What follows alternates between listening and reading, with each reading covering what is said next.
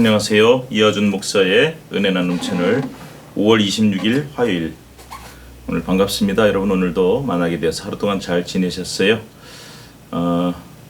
좋은 소식, 나쁜 소식 여러 가지 소식들이 들려오지만 빨리 우리가 좋은 소식, 회복의 소식, 위로의 소식들을 듣게 되기를 간절히 바라고 기도하는 마음으로 오늘 말씀 함께 나아갑니다. 454장 주와 같이 되기를 454장 주와 같이 되기를 1절과 마지막 절만 찬송하도록 하겠습니다. 454장이에요. 찬송가 표시고요. 454장 주와 같이 되기를 내가 항상 원하니 온유하고 겸손한 주의 마음 주소서. 세상에서 우리가 나그네로 있을 때 주의 형상 닮아서 살아가게 하소서. 3절 주와 같이 되기를 내가 항상 원하니 주님 뜻을 따라서 살아가게 하소서.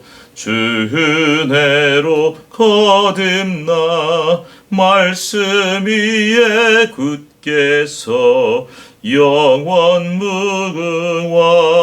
무궁하도록 주와 함께 살리라.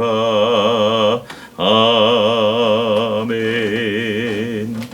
하나님 말씀 신명기 24장 1절에서 13절 말씀 보겠습니다. 신명기 24장 1절에서 13절 말씀이요.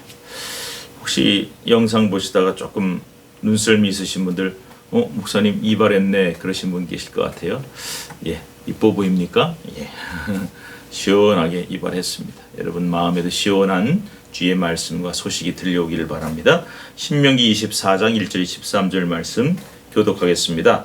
사람이 아내를 맞이하여 데려온 후에 그에게 수치되는 일이 있음을 발견하고 그를 떠 기뻐하지 아니하면 이혼 증서를 써서 그의 손에 주고 그를 자기 집에서 내보낼 것이요. 읽으세요. 그의 둘째 남편도 그를 미워하여 이혼 증서를 써서 그의 손에 주고 그를 자기 집에서 내보냈거나 또는 그를 아내로 맞이한 둘째 남편이 죽었다 하자.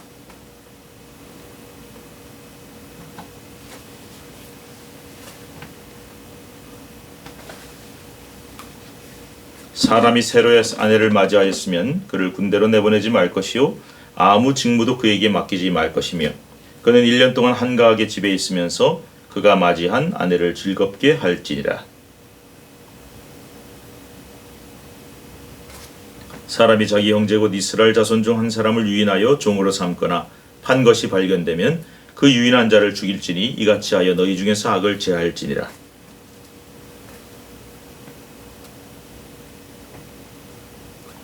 너희 애굽에서 나오는 길에서 내 하나님 여호와께서 미리암에게 행하신 일을 기억할지니라.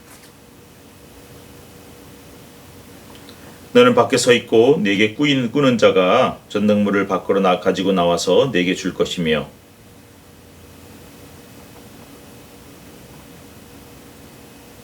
해질 때에 그 전등물을 반드시 그에게 둘러줄 것이라. 그리하면 그가 그 옷을 입고 자며 너를 위하여 축복하리니 같이 읽어요.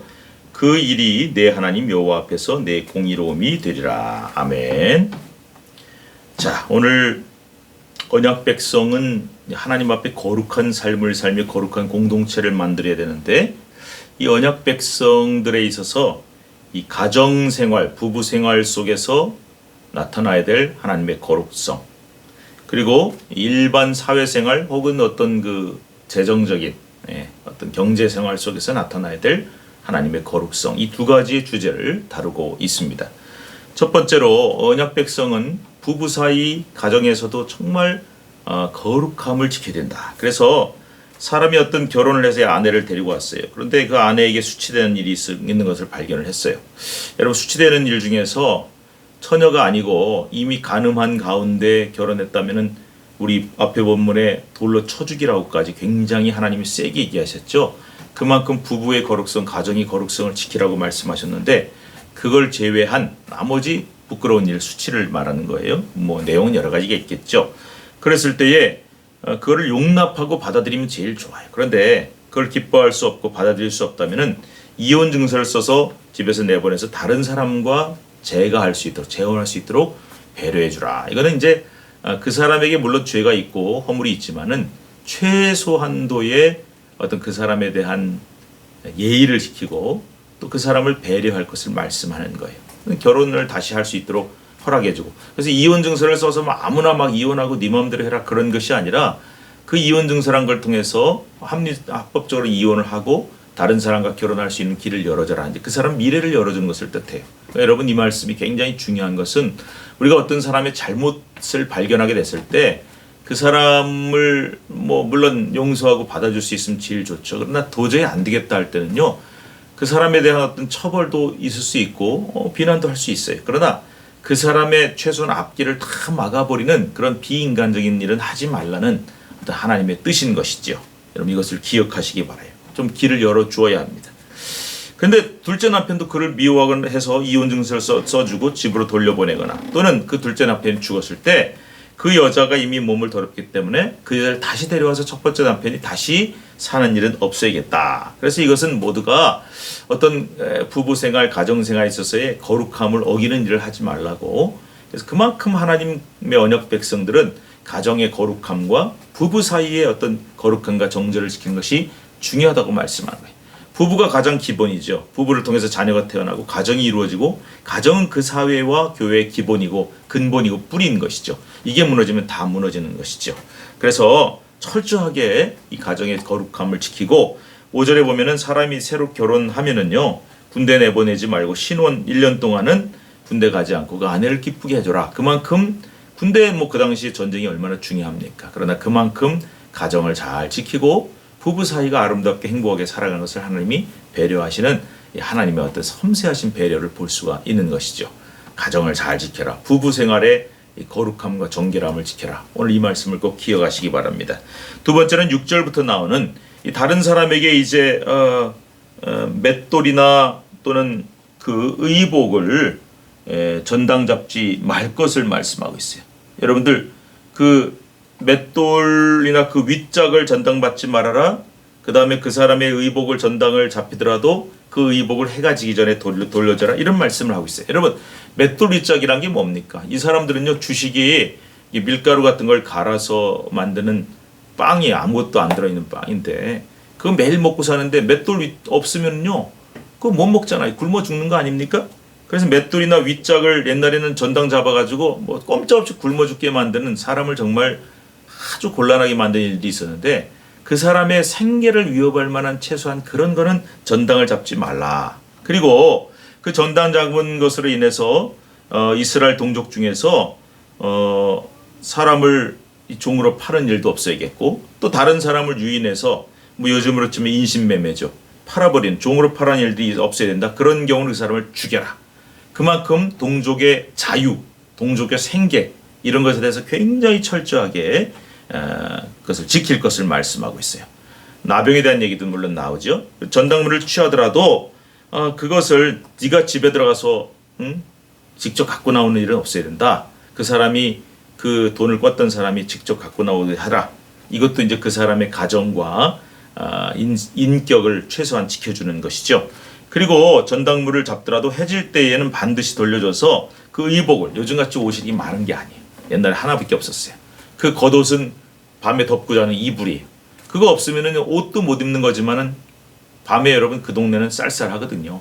그러니까 덮고 잘 이불도 없는 거예요. 그러니까 그거를 돌려줘서 그것을 그 사람의 최소의 삶을 보장을 해줘라. 그러면 하나님께서 그 사람이 너를 위해서 축복할 것이고 하나님이 축복할 것이다. 이렇게 말씀하고 있죠. 여러분 다른 사람의 인격, 다른 사람의 가정, 다른 사람의 자유, 다른 사람의 인품 이런 것들을 우리가 최소한 존중해 주면서 물론 내가 그 사람 꿔줬으니까 뭐 전당 잡힐 수 있다. 요즘에도 뭐 이자도 받을 수가 있겠죠. 그러나 그런 것들 속에서 하나님의 덕과 사랑과 하나님의 자비로우심을 드러낼 수 있다면은 그 사람이 나를 축복해 줄 것이고 하나님이 축복해 줄 것이다.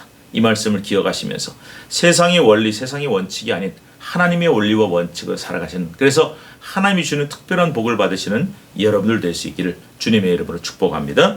우리 주님의 이름 한번 주여 부르시고 오늘 말씀을 기억하면서 오 하나님 아버지, 우리 가정을 지켜주시고 우리 가정의 거룩함, 부부 사이의 정결함, 성결함, 거룩함, 우리 가정의 자녀와 모든 가정의 거룩성을 하나님 지켜주시고 또 다른 사람을 배려하며 자유와 그 사람의 물질과 그 사람의 생계와 그 사람의 인격을 우리가 존중하면서 그 속에서 덕을 베푸고 나누어서 하나님이 주시는 큰 복을 받게 해달라고 간절히 기도하겠습니다. 주여, 오늘 이 말씀 우리 마음속에 기억합니다. 하나님 아버지, 우리 가정의 거룩함을 지켜주시고 부부 사이의 거룩함을 지켜주시옵소서. 우리 가족 아버지 모두의 한 사람 한 사람을 지켜주시고 우리 자녀들의 거룩함을 지켜주시옵소서. 그래서 가정이 바로 서고 부부가 바로 서고 가족이 바로 설 수 있도록 하나님 도와주셔서 하나님의 언약 백성 거룩함을 지켜가게 해주시옵소서.